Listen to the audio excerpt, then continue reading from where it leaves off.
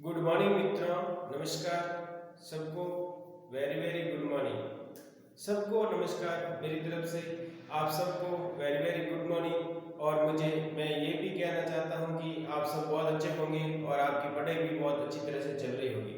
इसी के साथ मुझे पूर्ण विश्वास है कि जो मैंने क्वेश्चन कराए हैं वो आप कंप्लीट कर चुके हैं, उसकी प्रैक्टिस भी आपने बहुत अच्छी तरह से कर चुके हैं और टेस्ट के लिए भी आप तैयार हो, क्योंकि अर्धवार्षिक परीक्षा नजदीक है। इसी के ध्यान में रखते हुए आप बोर्ड एग्जाम को ध्यान में रखते हुए प्रैक्टिस भी अच्छी की होगी।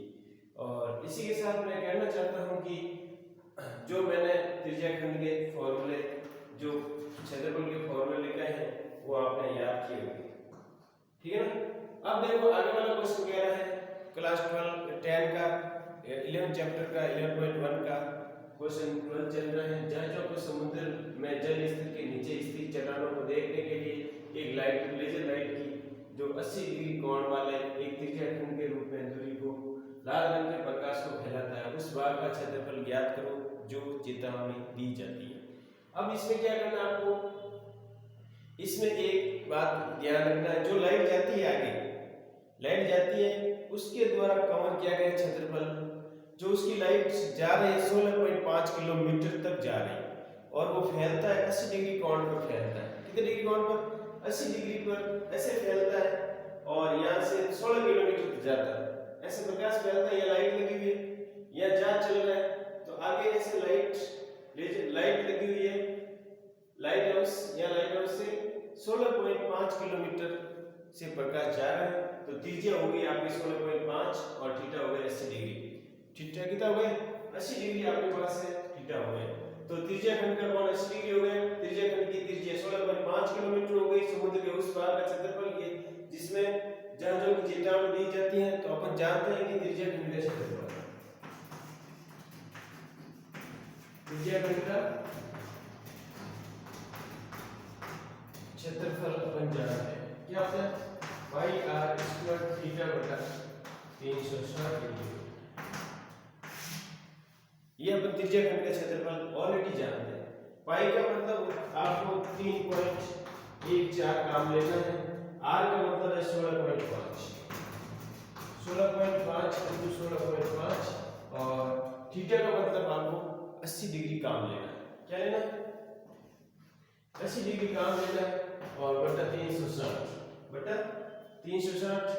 इसको अपन हल करते हैं। क्या करते हैं?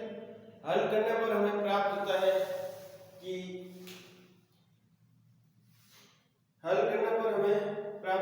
वैसे अपन देखते हैं पॉइंट से पॉइंट हटेगा तो नीचे अपन में इसको आ जाएगा, ये पॉइंट हट गया तो नीचे इसको और सॉल्व कर सकते हैं। 314 इंटू 165 इंटू 165 इंटू 80 डिग्री, ठीक है।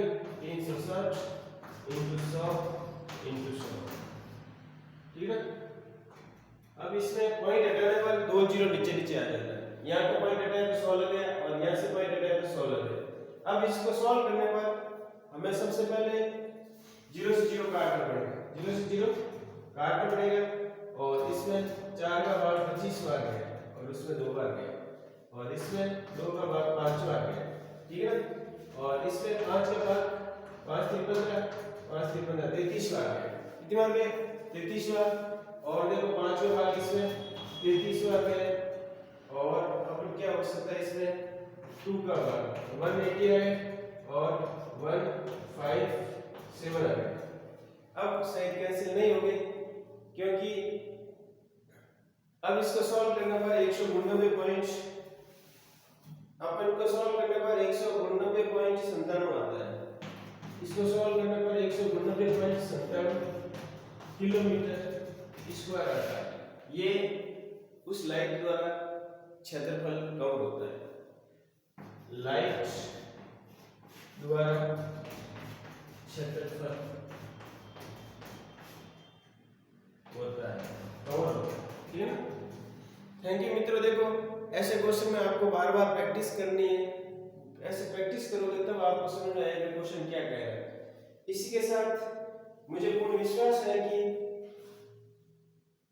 आगे वाला क्वेश्चन आप हल कर लोगे और इसके बाद अपन आगे वाला एक्सरसाइज करेंगे। जो क्वेश्चन दो मैं आपको उम्र में दे रहा हूँ उस क्वेश्चन की प्रैक्टिस करना है और कोशिश करना है।